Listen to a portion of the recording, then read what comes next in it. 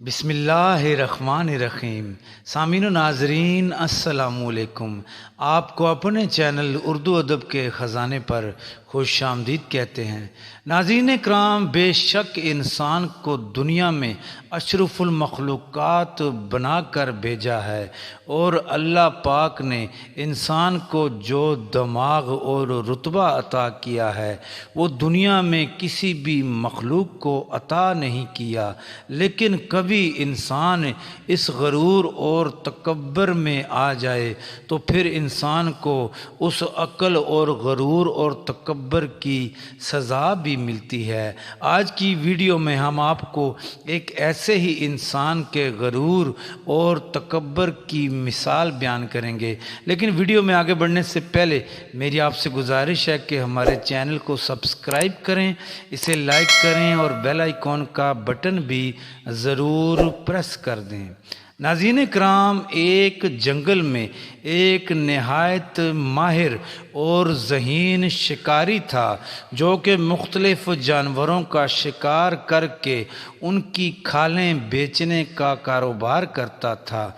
तो एक रोज़ उस शिकारी ने कहा कि आज लोमड़ी का शिकार किया जाए और इसकी खाल को फ़रोख्त किया जाए। तो चूँकि लोमड़ी भी एक चुस्त और चालाक जानवर है, लिहाजा लोमड़ी का शिकार करना भी आसान काम नहीं था। तो शिकारी ने लोमड़ी के बिल के पास एक गड्ढा खोदा और एक मुर्दा जानवर का ढांचा उसमें डाल के उसे घास फूस से ढांक दिया और करीब ही एक टेले के पीछे घात लगाकर बैठ गया और सोचने लगा कि जल्द ही लोमड़ी अपने बिल से निकलेगी और गोश्त की खुशबू सूंघते हुए गड्ढे में गिर जाएगी। फिर उसे पकड़ लूँगा और उसकी नरमो नाजुक खाल अच्छी कीमत पर फ़रोख्त करूँगा। अभी कुछ देर भी ना गुजरी थी कि लोमड़ी अपने बिल से निकल आई और उसे ढांचे की खुशबू सूंघते सूंघते घड़े के पास पहुंच आई। लेकिन वहां खड़े होकर सोचने लगी कि इसमें तो कोई शक नहीं कि यहाँ गोश्त मौजूद है जो कि उम्दा ग़िज़ा है और मैं बहुत भूखी भी हूँ, लेकिन गोश्त घास फूस के नीचे है। इसलिए सोचने की बात यह है कि मुमकिन है यहाँ कोई जानवर मरा होगा और हवा ने इसे घास फूस से ढांक दिया होगा, और ये भी मुमकिन है कि किसी शिकारी ने यहाँ फंदा लगाया होगा। लेकिन मुझे तो सब लोग अक्लमंद और चालाक समझते हैं। अब अगर पेट भरने के लिए फंदे में फंस गई तो मेरे लिए बड़े शर्म की बात होगी। बस अक्ल की शर्त ये है कि एहतियात करूं और इस खुराक से परहेज़ करूं, क्योंकि इसमें ख़तरे का इम्कान ज़्यादा है। ये सोचते ही लोमड़ी वहाँ से चल दी और किसी दूसरी खुराक की तलाश में फिरने लगी। अभी कुछ देर ना गुजरी थी कि एक भूखा चीता पहाड़ से उतरा और गोश्त की खुशबू सूंघते हुए घड़े पर पहुंच गया और फौरन उसमें छलांग लगा दी। चूँकि उसने एहतियात से काम ना लिया था, इसलिए उसके हाथों और पाँव में सख्त चोट लग गई, लेकिन फिर भी गोश्त खाने में मशगूल हो गया।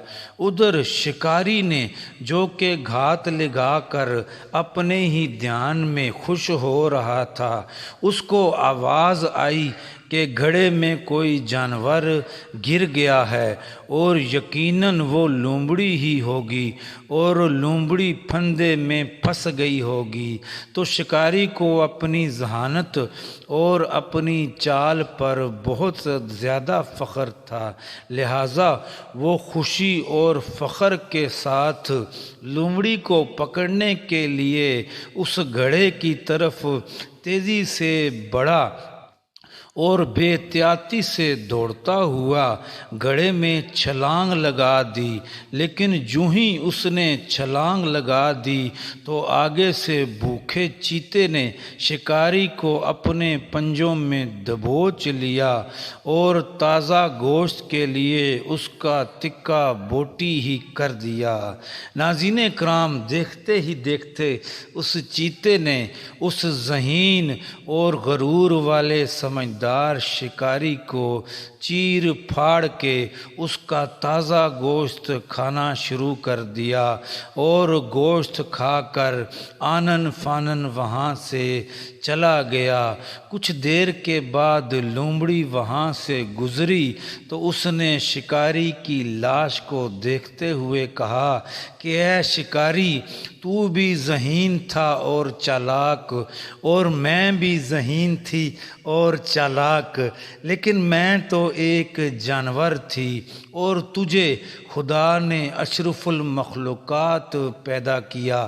تیرا رتبہ مجھ سے بہت زیادہ بلند تھا، لیکن آج تیری موت یہاں دیکھ رہی ہوں تو مجھے کوئی حیرت نہیں ہے، کیونکہ یہاں پر تیری ذہانت نے تجھے نہیں پہنچایا، تیرے تکبر نے یہاں پر تجھے پہنچا دیا ہے۔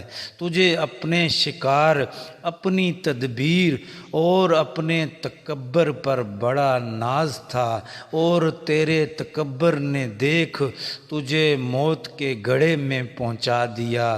جو شکار تو نے میرے لیے بچھایا تھا، تو اسی شکار کے جال میں خود پھنس گیا اور موت کے منہ میں چلا گیا۔ سچ کہتے ہیں کہ عقل و فہم کے ساتھ غرور اور تکبر سے بھی انسان کو بچنا چاہیے۔ ناظرین کرام، خدا آپ کا حامی و ناصر ہو۔ اللہ حافظ۔